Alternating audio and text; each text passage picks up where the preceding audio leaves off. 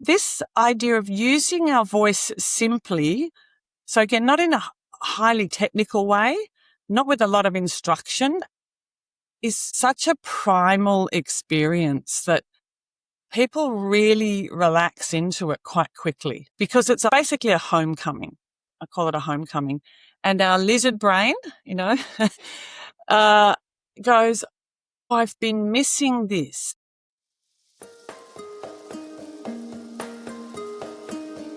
That was Fiona Maria, and you've landed on the Joyful Mate podcast. I'm your Joyful Journey mentor, Anthony Harcher. And I wanted to share this episode. It was originally recorded on the Health Up podcast that I run, and I thought it's so relevant to joy, fulfillment, and happiness, this discussion I have with Fiona Maria on how singing can really relax you, can really help you discover more joy and happiness in your life. And so we delve into the benefits of singing. And it's probably not singing in terms of following tunes on the radio and you think you can't sing. It's more just allowing your voice to be heard, in essence, allowing the tonality to be expressed. And so Fiona Maria just shares her insights around singing in terms of her background, in terms of her singing circles, and how it can really benefit you in terms of relaxing the nervous system and allowing you to experience more joy, happiness, and fulfillment. So without much further ado, I'd love to welcome you into this discussion I'm having with Fiona Maria. Welcome on the Me&my Health Up podcast. How are you, Fiona? I am excellent this morning, Anthony. How's yourself? Fantastic, doing really, really well. Just really keen to explore this part 2 with you because part 1 was a real hit in terms of understanding singing, the benefits, and really we just scratched the surface in essence, and hence why you're back today to really go a bit deeper.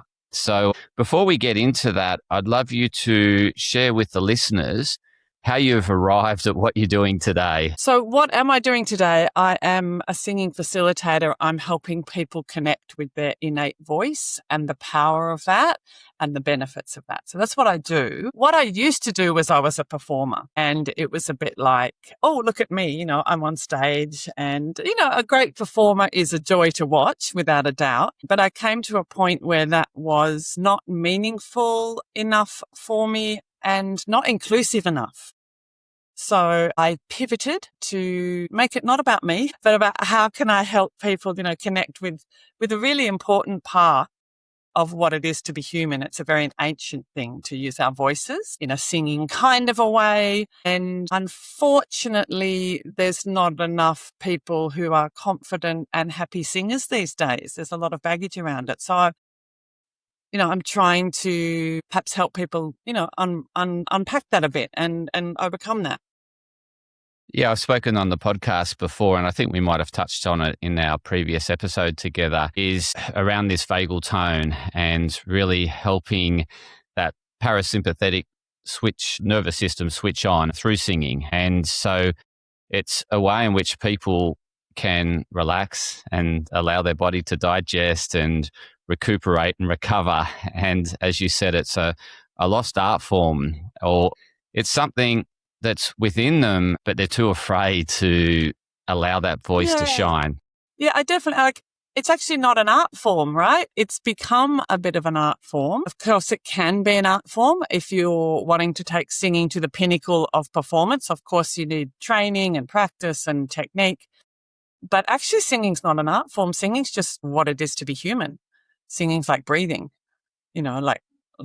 like walking. People don't say, I can't walk, I'm not a good walker. Some people are, Olympic walkers, and some people are just daily walkers, but we all do it. And same with singing, some people aim for the pinnacle, and all power to them. That's a valid goal if that's what, floats your boat, what is meaningful to you. But singing is a fundamental and accessible part of our human experience. And as you say, it's a very simple key to nervous system regulation. And in that regard, that's why I think it's so important for this, I wouldn't say lost art form, but lost practice to be reclaimed. It's like, I remember in school, we used to have, like, on a Wednesday in primary school, we used to get together and sing.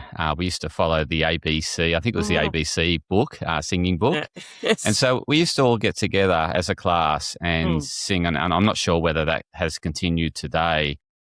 But I think I mentioned in the previous chat, the thing that really stopped me was trying out for the choir and not getting in. Oh my gosh, the choir is the most triggering thing. This story of yours about trying out for choir and basically being told you don't meet the, you don't make it, you won't make it. This has caused so much damage to so many people. I hear this story again and again and again, and it's just, it's just it just makes me so sad. And I'm sort of a bit annoyed as well, because singing in a choir isn't the bar either. Like, singing is a communal activity, right? So singing can be an individual thing that we do literally by ourselves. I'm sure most of the listeners here would be car singers or shower singers, right? We sing by ourselves. We usually feel good, and we think, oh, I'm not a good singer, but I still like to do it, but when no one's listening. And that's a really valid and, again, beneficial practice. But I think the magic really happens when we sing with other people. I think inherently it is a communal activity, and it is a bond building activity. And to be honest, that is the magic and the power that I love when people come together and realize, that their voice has this validity, it's a validation. And that connection that comes when we sing, if you want me to talk a bit about why that happens, that's a hormonal response in our body, right? So that's not just, oh, isn't it fun? We're singing together. Gee, this is nice. It's a physiological response with the hormone release into our blood system. So what do we have? The oxytocin, of course, is the love hormone. Serotonin, the dopamine, endorphins are firing. These are all your feel good hormones. So it's not just in our imagination. It's an actual mood boosting practice to sing with other people.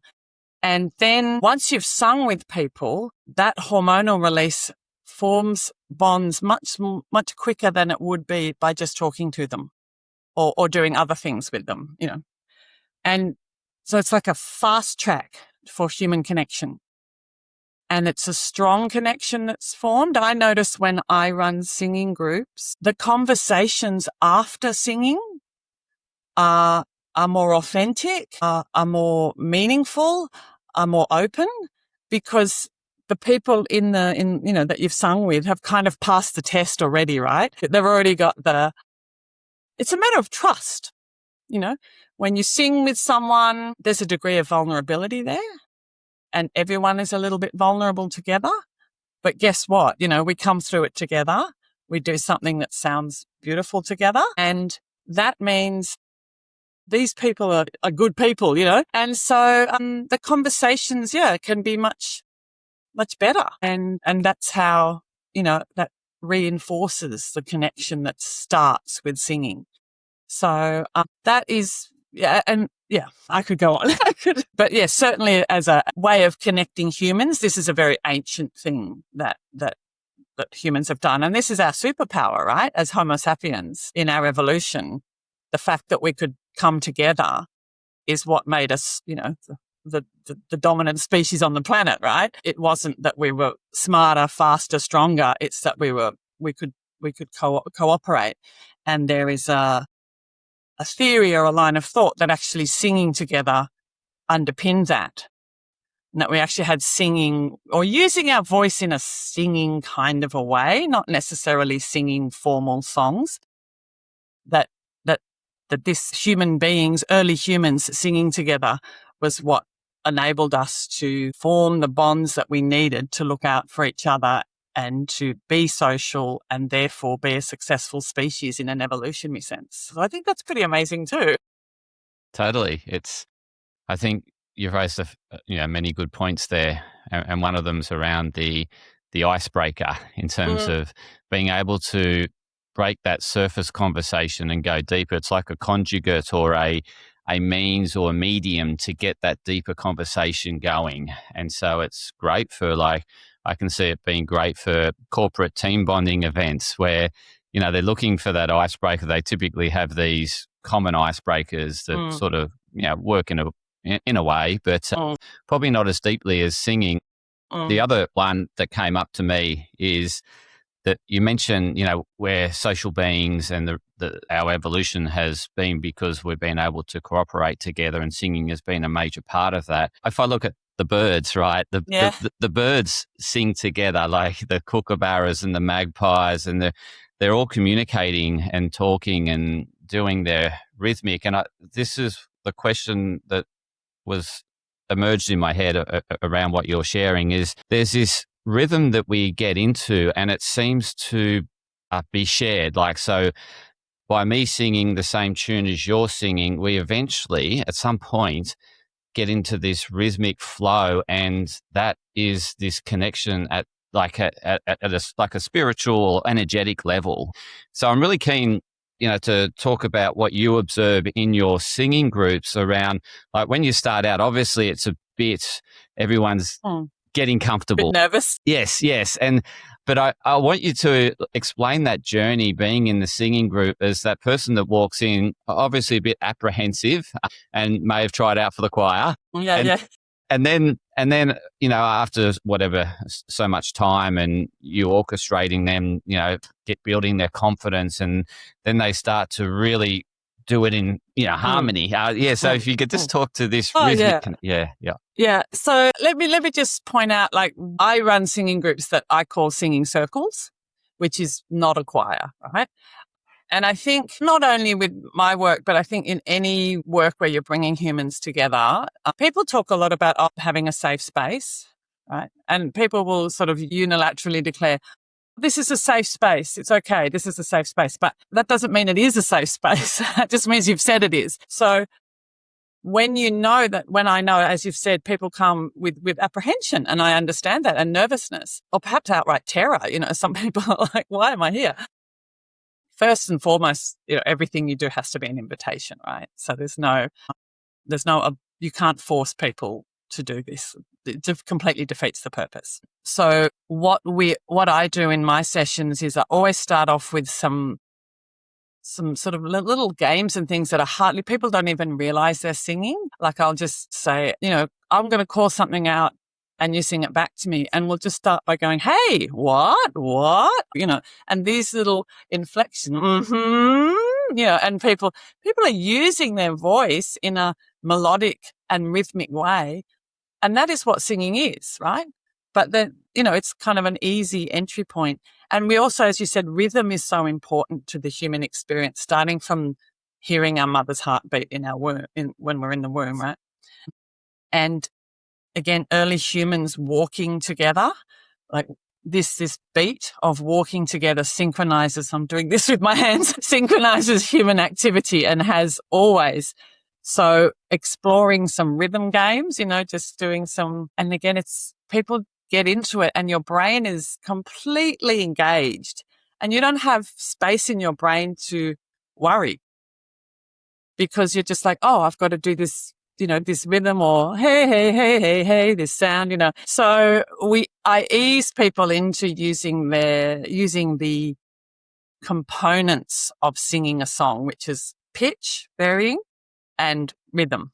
And if you put pitch and rhythm together, you get a song. And I always make sure, for example, that everyone knows the name of their neighbors, you know, like, just, that's such a simple thing. And yet if you're standing in a circle of strangers, you're going to feel much more apprehensive than just if you at least know some of the people, you know, on either side. And then this idea of using our voice simply. So again, not in a highly technical way, not with a lot of instruction, is such a primal experience that people really relax into it quite quickly, because it's basically a homecoming. I call it a homecoming. And our lizard brain, you know, goes, I've been missing this. This is what I need. Finally, I found this. So our the ancient part of our brain is feels at home. And although our, prefrontal cortex might be going, oh, but what are people thinking? This noise gets pushed aside by the sheer joy and the immersion of being in a group of, in a sound bath, from a group of people. So the initial stages, I think that apprehension melts away fairly quickly. That's been my experience. And then we can move on to actually learning a song with words and harmonies.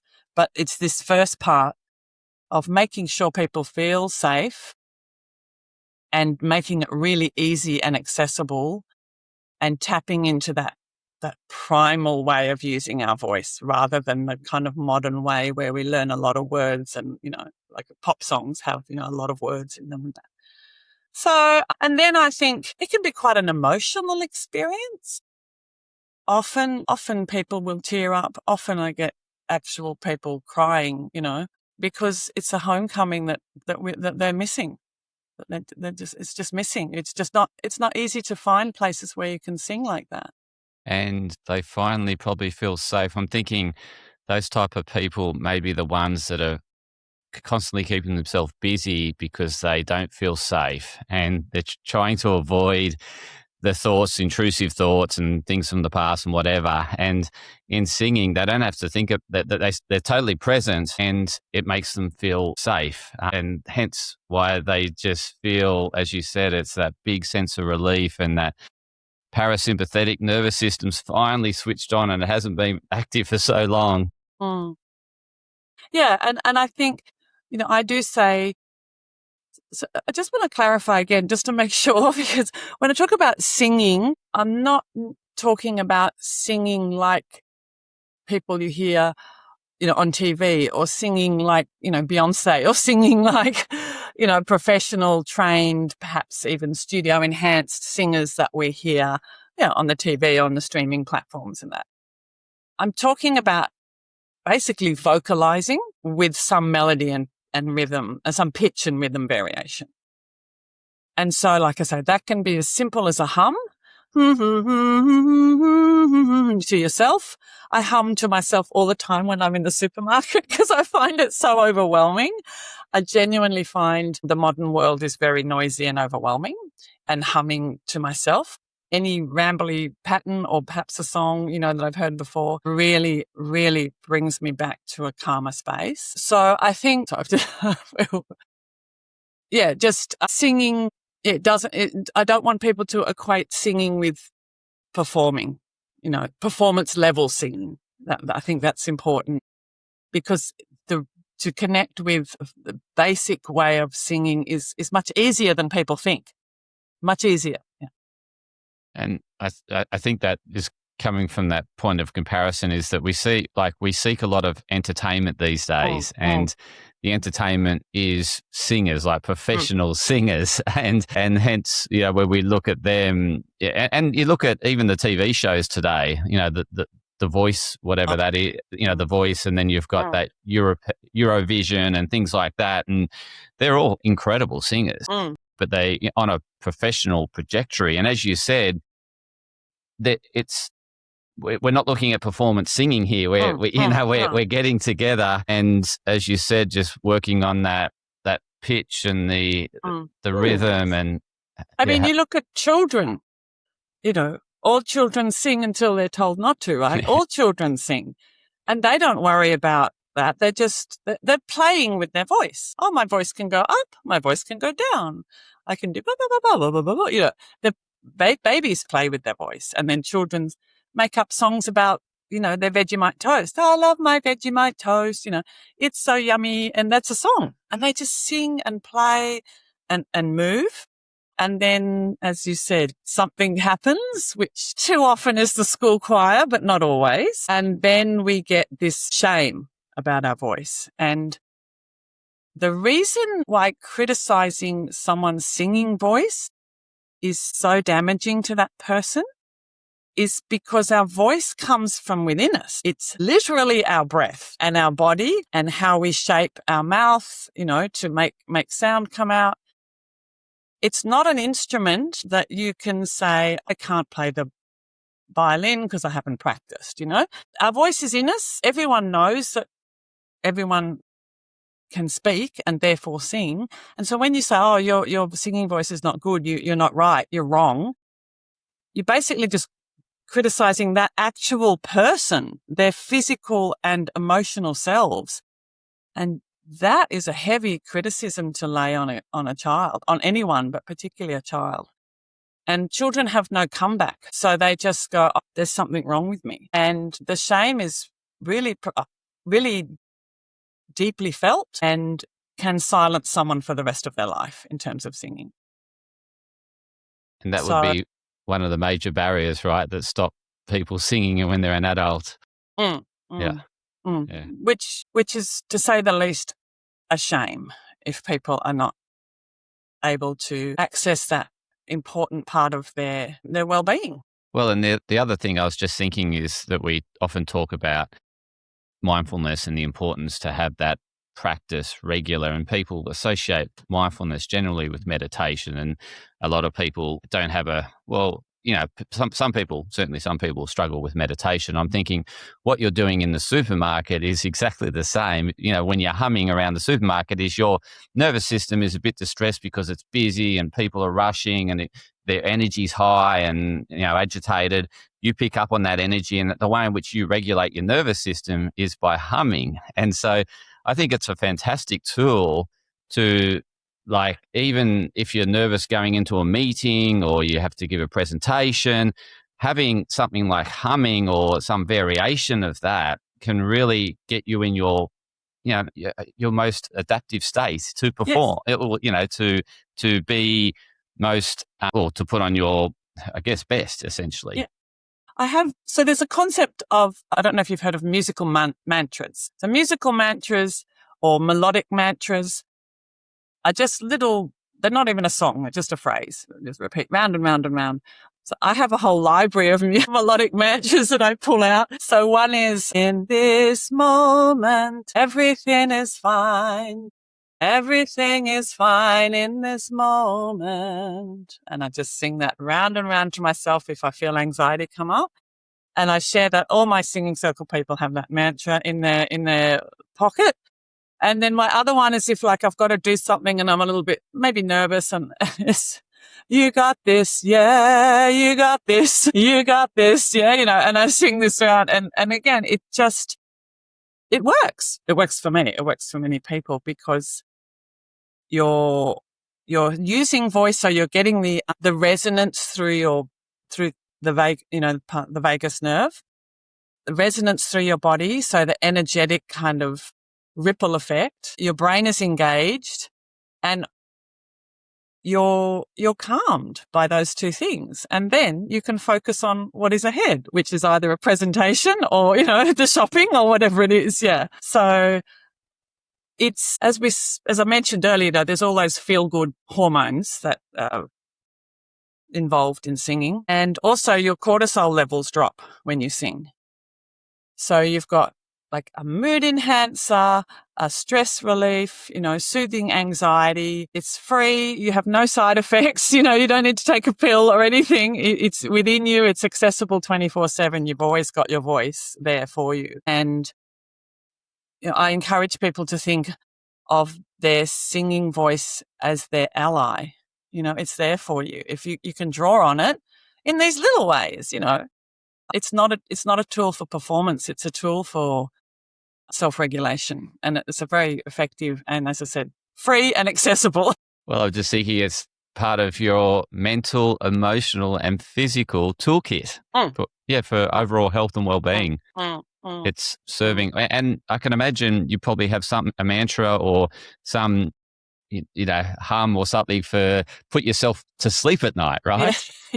Yeah. It's absolutely. And I just think if we, as you said, the toolkit, I like that analogy. It's a tool. You can draw it out in so many situations, and it's a very democratic one. So again, when you mentioned doing singing in workplaces, you can get the CEO and the intern singing the same part together, and they're like buddies, right? Maybe they never even speak to each other in the workplace, they never cross paths, but it's so in that way, it's accessible again across economics, because music lessons and things do have a price tag, but everyone has a voice. And so I just, my thing is a world where everyone sings, right? Let's bring singing back to different contexts. But as you said, school is one where I think there's probably not enough singing. And And you also notice, I observe mothers, settling their children,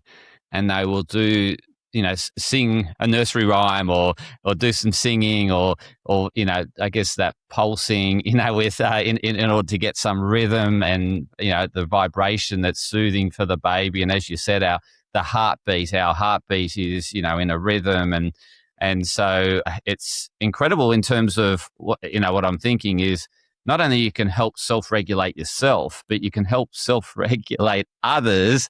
Like by you just walking around that supermarket humming, people hear that and it's soothing for them. And so you actually are not only helping yourself, but you're helping others in the process of doing that.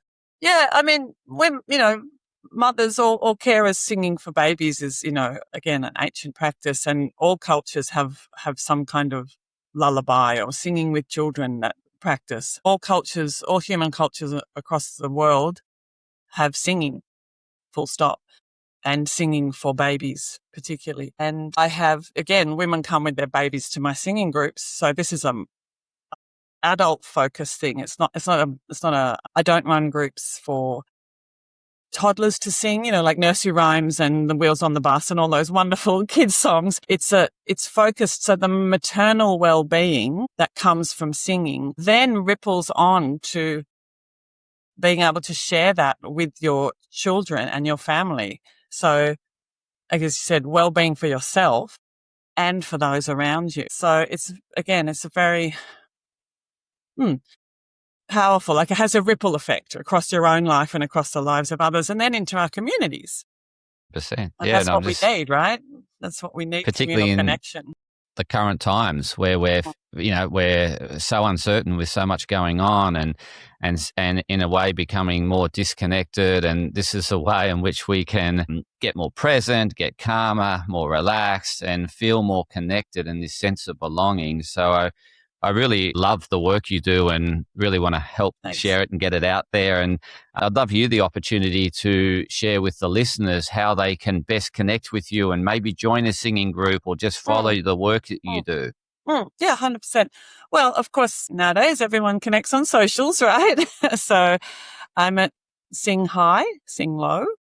People are most welcome to come to singing groups I run regularly and also one-off in Sydney. And I have a book coming out in September called All Children Sing Until They're Told Not to, which unpacks the obstacles. Basically, how did we get so weird about singing? So there's a lot of, as I said, personal obstacles, which is a conversation around voice shame, and also societal obstacles, which we've touched on a bit. And yeah.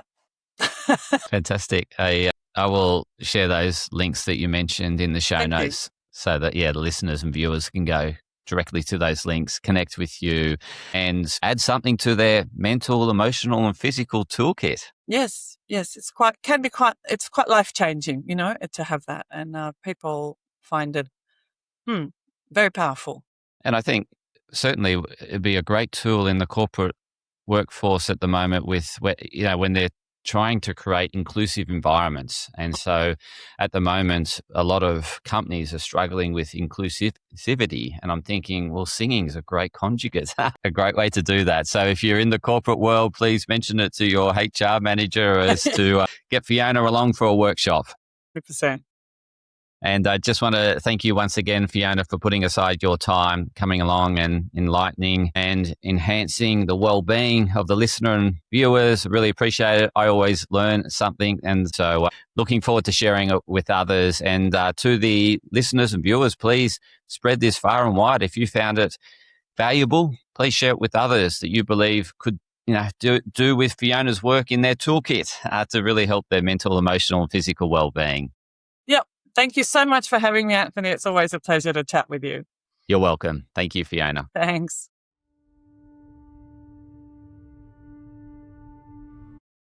Podcast disclaimer. This podcast and any information, advice, opinions, or statements within it do not constitute medical, healthcare, or professional advice and are provided for general information purposes only. All care is taken in the preparation of the information in this podcast.